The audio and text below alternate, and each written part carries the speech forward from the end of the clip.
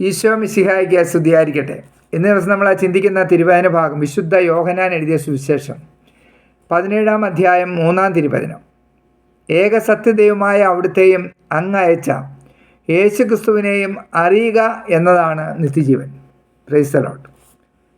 വചനം വളരെ വ്യക്തമായിട്ട് പറയുകയാണ്, പിതാവായ ദൈവത്തെയും അവിടുത്തെ ഏകപുത്രനായ യേശു ക്രിസ്തുവിനെയും നമ്മൾ അറിയുക, അവിടുന്ന് പറയുന്നതനുസരിച്ച് ജീവിക്കുക. അങ്ങനെ മുന്നോട്ട് പോയാൽ മാത്രമേ നമുക്ക് നിത്യജീവൻ അവകാശമാക്കാൻ സാധിക്കുകയുള്ളൂ. കർത്താവ് മരിച്ച് ഉദ്ധിതനായി സ്വർഗത്തിലേക്ക് പോകുന്ന സമയത്ത് പറഞ്ഞു, നിങ്ങൾക്ക് ഞാനൊരു സഹായകനെ നൽകാം.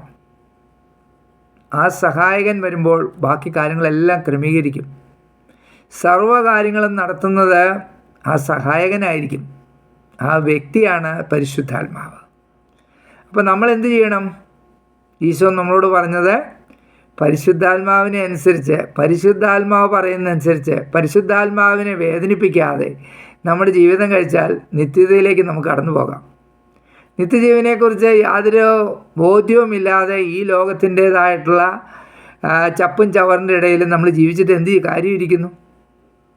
എന്നല്ലേ നാളെ ഞാനും നിങ്ങളും വിളിക്കപ്പെടും. നിത്യതയിലേക്ക് കടന്നു പോകണ്ടേ? ഒരുവൻ ലോകം മുഴുവൻ നേടിയാലും നിൻ്റെ ആത്മാവ് നഷ്ടമായാൽ അവൻ അതുകൊണ്ട് എന്ത് പ്രയോജനം? ഒരു പ്രയോജനവും ഇല്ല എൻ്റെ പൊന്നു സഹോദരങ്ങളെ. അപ്പോൾ അതുകൊണ്ട് നിത്യജീവനെ ലക്ഷ്യമാക്കി നമുക്ക് യാത്ര ചെയ്യാം.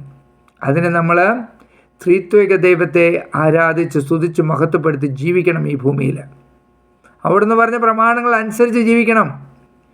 കുറവുകൾ വരും, കുറവുള്ളവരാണ് മനുഷ്യരെ. കുറവുകൾ വരുമ്പോൾ അത് തിരുത്താൻ നമുക്ക് കുമ്പസാരക്കൂട് റെഡിയാക്കി വെച്ചിട്ടുണ്ട് കർത്താവ്. കുമ്പസാരം എന്ന കൂദാശയിലൂടെ വിശുദ്ധീകരിക്കപ്പെട്ട ഒരു മനുഷ്യനായി ജീവിക്കുമ്പോൾ നമുക്ക് നിത്യത ലഭിക്കും. സംശയമൊന്നും വേണ്ട. ഈശോ നിങ്ങളെ എല്ലാവരെയും അനുഗ്രഹിക്കട്ടെ. ഈ തിരുവചനത്തിൻ്റെ അനന്തമായ ശക്തി നിങ്ങളെയും നിങ്ങളുടെ കുടുംബങ്ങളെയും അനുഗ്രഹിക്കട്ടെ എന്ന് പ്രാർത്ഥിക്കുകയാണ്. ഈശോ മിശിഹായ്ക്ക് സ്തുതിയായിരിക്കട്ടെ.